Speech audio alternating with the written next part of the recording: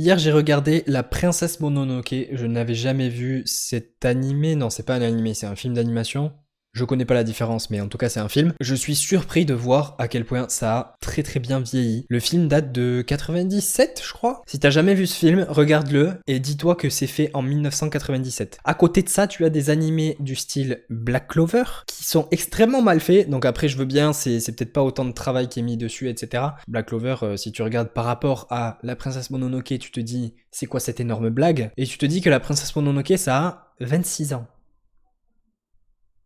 C'est le premier film d'animation que j'ai vu de ce cher Miyazaki. Les dessins étaient beaux et j'ai plus passé mon temps à admirer les dessins plutôt que à me dire ah ouais, l'histoire elle est vraiment belle, etc. Parce que en vrai l'histoire j'ai l'impression que c'est un petit peu comme ce que beaucoup d'animés, etc. veut nous faire dire. Genre là par exemple la problématique c'est les humains ne sont pas capables de cohabiter avec la nature. Voilà. Et quand je dis cohabiter, c'est vraiment cohabiter. En gros l'humain veut toujours faire plus de profit en détruisant la nature. Voilà. Je pense que pour l'époque c'était assez nouveau d'entendre parler de ça dans un film d'animation surtout en plus. Donc enfin bref, j'en sais rien, je spécule. J'ai bien aimé le film mais bon voilà, c'est un truc ok quoi. Je veux dire c'est pas en mode ouais Princesse Mononoke complètement insane, t'as vu ça, etc. Par contre les dessins c'est très très beau pour l'époque à laquelle ça a été fait et je pense qu'ils avaient clairement pas les mêmes moyens que les studios ont maintenant. Donc faire ça avec les moyens d'avant, vraiment c'est magnifique. Voilà, c'est tout pour la review Princesse Mononoke. Maintenant, on va parler du cœur du sujet de la vidéo, c'est le SBD de Fanblock que j'ai fait. Dans la vidéo précédente, j'avais dit que j'allais faire un SBD en single. Je sais pas si j'avais dit au poids, mais en tout cas, j'avais dit que j'allais faire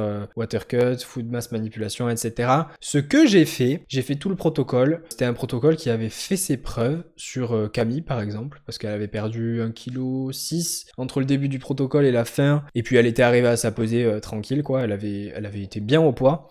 Et moi qui suis plus lourd, bah du coup, de manière logique, je vais perdre plus de poids avec un protocole similaire. Eh bien, figure-toi que j'ai perdu 1,2 kg, alors que Camille a perdu 1,5 kg.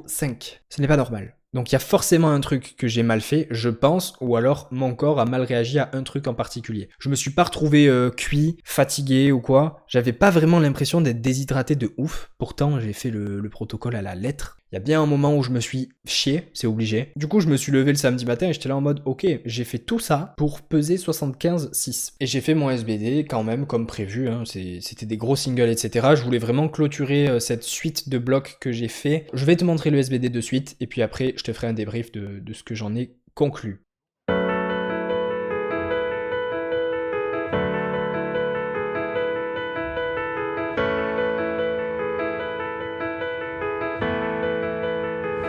Sayonara, 世界並ぶ影伸びて交わらない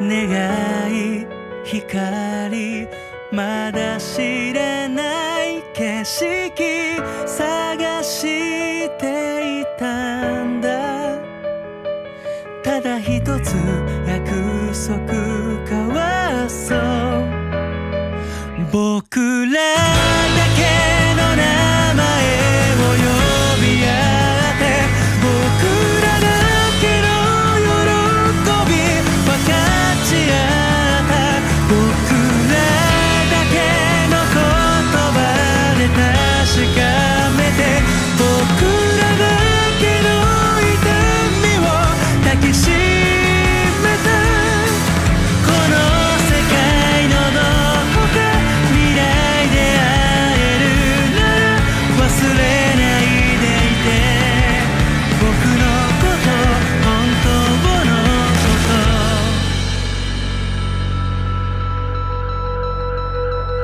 とおやすみ世界僕ら以外誰も知らなくていい時よ止まれ冷たくなった手を握り返した終わらない夢青い影 Le SBD s'est vraiment bien passé parce que toutes les barres que j'avais à peu près en tête, je les ai passés. Ou alors j'ai su adapter sur le moment pour les passer. C'est-à-dire qu'au squat, je m'étais dit 2,22, 2,25, ce serait bien. J'ai déjà fait 225 il y a plusieurs mois, mais à l'époque où j'ai fait 225, je pesais 78 et quelques. Là, c'était 75,6. Donc forcément, quand t'as 3 kilos en moins, la même barre n'a pas le même impact. Et tu vas pas l'appréhender de la même manière quand tu pèses plus léger, ou plus lourd du coup. Donc là, j'étais quand même plutôt content de passer ça, 222,5. Je pense qu'il y avait potentiellement 2,25, mais sur le moment, je me sentais pas de la mettre. Si tu veux, j'ai vraiment fait comme si j'avais des tentatives en compétition. J'ai fait 205 en me disant c'est mon opener. Et sur le moment, j'étais en mode aïe, elle est lourde. Bon, je vais faire un jump conservateur je crois. Du coup, j'ai mis 215, qui est plutôt bien passé. Et là, je me suis dit bon, j'en ai encore, mais pas non plus beaucoup plus. 222,5, je pense que c'était le bon call en vrai. Ensuite, sur le bench, vu que la plus grosse barre que j'ai passée, c'était 155. Bon, je l'ai passé 5 fois quand même, genre sur 5 singles différents, sur plein de jours différents, etc. Donc on va dire que 155, c'était quand même quelque chose de bien acquis sur le bloc, tu vois. J'étais pas en mode je vais terminer à 155, mais je savais que j'allais pas aller chercher 165 non plus, comme j'avais pu le faire au bloc précédent, parce que l'entièreté du bloc ne m'a pas montré que j'avais cette possibilité-là. Je me suis dit, bon, je vais faire comme si j'ouvrais en compétition, 145, 152 et demi et 160. 160 qui est plutôt bien passé. J'avais demandé à Camille de me faire les presses. Je trouve que sur la 160, son press est un peu rapide, donc en compétition, en plus, vu que j'ai un sync, je pense que je vais avoir une pause un peu plus longue. Vraiment content quand même de passer 160 parce que j'ai fait en sorte de me sentir bien sur ce jour-là. Mais j'étais quand même relativement léger, donc passer 160 avec ce poids de corps, ça annonce du plutôt bon, je trouve. Avoir le plus gros bench du bloc sur le jour qui compte le plus, c'est toujours quelque chose de bien. Et ensuite pour le terre, alors la semaine dernière j'ai fait 2,60 en single qui est passé très très bien. Donc je me suis dit ok bon là ça va être sympa, je pense que je vais faire 2,75, j'étais parti avec ça en tête. Et je m'étais dit même si je fais 2,75 et que j'ai un peu de marge, je mettrai pas plus, etc. Et là je m'échauffe et je sens que non. Ce sera pas un jour sur lequel je me sentirai on fire sur le terre. Et je me sentais pour le coup un peu vide dans ma ceinture et je devais constamment boire de l'eau pour me sentir un peu rempli et avoir un meilleur bracing. Je mets 2,45 en me disant bon ben ça ce sera une barre d'ouverture, genre ça c'est mon opener. Et là, je la sens lourde, mais vraiment, le ressenti affreux. Je me dis, bon, là, je le sens. Aujourd'hui, ce sera pas un jour sur lequel je serai à mon pic de forme. Je savais que j'allais faire 2,60 parce que bon, je l'ai quand même doublé. J'ai doublé 2,65 le bloc précédent. Ne pas passer 2,60, là, il y aurait eu un gros souci. Donc je la passe et je me dis, oh putain, mais c'est tellement dur. Genre, la technique est ok, c'est juste très dur, en fait, c'est juste dur. Donc je pense que mon niveau de forme sur ce mouvement, ce jour-là, n'était pas fou. En fait, je regarde la vidéo et je me dis, bon, 2,75, c'est mort. Je me dis, j'ai quand même envie de mettre 2,72,5 parce que je veux un petit PR, même si c'est 2,5 de PR, je le prends. Je l'ai déjà loupé sur le grip, la 2,72,5, il y a plusieurs mois de ça. Et en plus, c'était en étant plus lourd. C'était, je crois, sur le même jour où j'avais passé 2,25 au squat, donc 78 et quelques. Donc du coup, j'avais une revanche à prendre là-dessus. Donc je me suis dit, ok, je vais quand même la mettre parce que j'ai envie de m'y confronter. Je sais que ma technique, elle est stable et répétable avec tous les blocs que j'ai enchaînés. Là, j'ai pas eu de problème technique. Je me sens bien sur le mouvement. Donc il faut que je me fasse confiance et que je me confronte un peu à des barres difficiles. Je peux pas constamment me dire non, je m'arrête là, je me sens pas bien. Il y a des fois, je pense, il faut se faire violence. Et là, je me suis mis en condition comme si j'étais en compétition. En compétition, je vais pas m'amuser à me dire ah non, c'est pas mon jour, je m'arrête là, je m'arrête sur ma deuxième barre. Et j'avais pas de douleur particulière ou quoi que ce soit, tu vois, c'était juste mon niveau de forme est un peu plus bas. Donc quand c'est comme ça, qu'est-ce que tu fais? Tu ajustes tes attentes par rapport à ce que tu voulais faire de base. Et du coup, c'est ce que j'ai fait. Je me suis dit franchement, je pense 2,72 c'est le bon call parce que ma technique est bonne et je devrais être capable de la passer. Du coup, je l'ai passé. Peut-être que toi, tu vas te dire, ouais, non, ça va, c'est pas si long que ça. Mais moi, je la trouve vraiment longue à monter. Normal, hein, c'est lourd. Mais je pense que j'avais pas plus. Je pense pas que j'avais 2,75. Ou alors, ça se serait joué vraiment à très très peu de choses. Et mon grip commençait à lâcher. Genre, en gros, la barre est un petit peu descendue dans ma main. Tu vois, je grippe ici, comme ça. Et elle est descendue un peu là, tu vois. Donc, je l'avais dans les doigts. Je l'avais plus trop dans la main. Mais ça tenait. Donc, je sentais mon grip qui a glissé, mais elle tenait vraiment bien. J'ai eu aucun problème de me dire oh putain, je vais la lâcher, tu vois. Donc ça, c'est vraiment très très cool.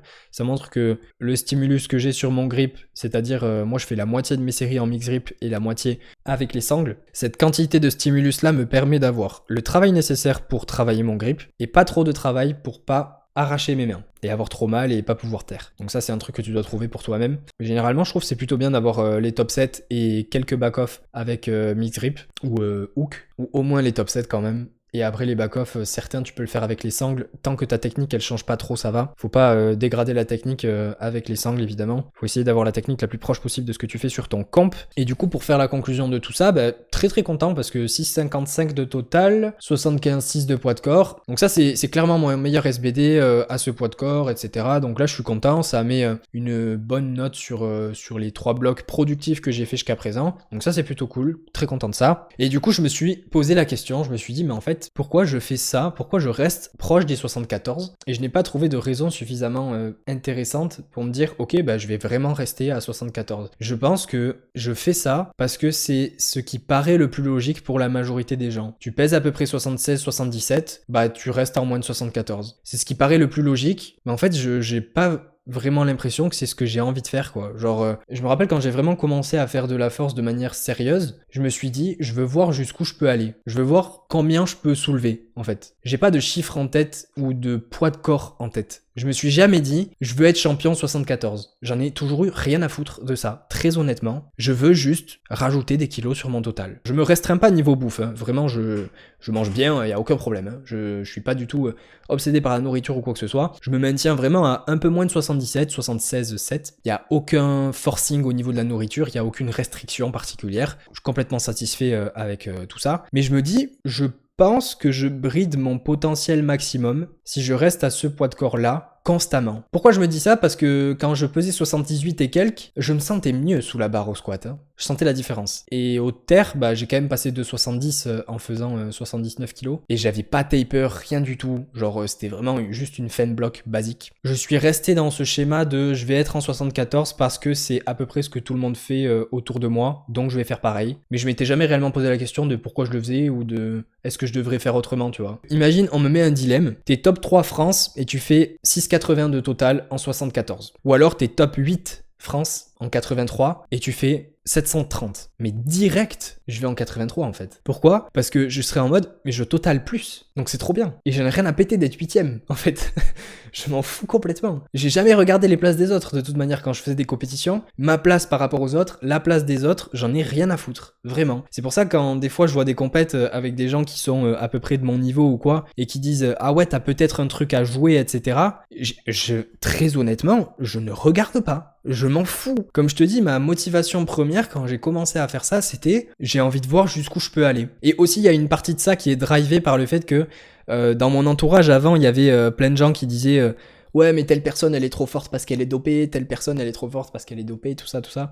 En gros si t'es fort t'es dopé, voilà. Donc ça me saoule un petit peu d'entendre ça. Je m'étais dit mais en fait, imagine ils le sont pas. Imagine genre on peut vraiment faire ça. Genre le corps humain est capable de faire ça. En fait j'ai envie de faire ça moi. Moi j'ai envie de voir jusqu'où je peux aller. Voilà, c'est par pure curiosité et par envie de progresser. Et j'ai vraiment pas l'impression d'avoir envie de m'attacher à une catégorie particulièrement. Justement, j'ai l'impression du contraire, que je me fous complètement d'être en moins de 74. Je préfère me sentir bien sur tous mes entraînements, sentir que je suis capable de me la donner, sentir que je progresse, et si mon poids de corps il monte, mais je m'en tape quoi. Donc vraiment, voilà, je me suis posé la question parce que je me suis rendu compte que je faisais ça de manière complètement mécanique, sans me poser les bonnes questions. Donc la conclusion c'est je ne vais pas rusher une montée de catégorie, je ne suis pas ce genre de personne qui veut me dire ok je passe en moins de 83 donc let's go, je vais prendre 5 kilos de poids de corps en 3 mois. Ça, c'est absolument hors de question. Pendant très très longtemps, je pense que je serai en moins de 83 très léger, 78, 79, 80. Je vais clairement pas rusher le processus. La prise de muscle, parce que ce que je veux c'est de la prise de muscle, c'est pas de la prise de fat, majoritairement. La prise de muscle ça prend énormément de temps et je compte clairement pas rusher ce processus là. Je veux faire les choses qui me permettent d'y arriver tranquillement. Donc voilà, c'est ce que je vais faire. Et si jamais je me rends compte que plus tard, en fait je suis en mode ah non, j'ai bien envie de tester en 74, à ce moment là je le ferai, tu vois, mais j'ai juste l'impression pour le moment là de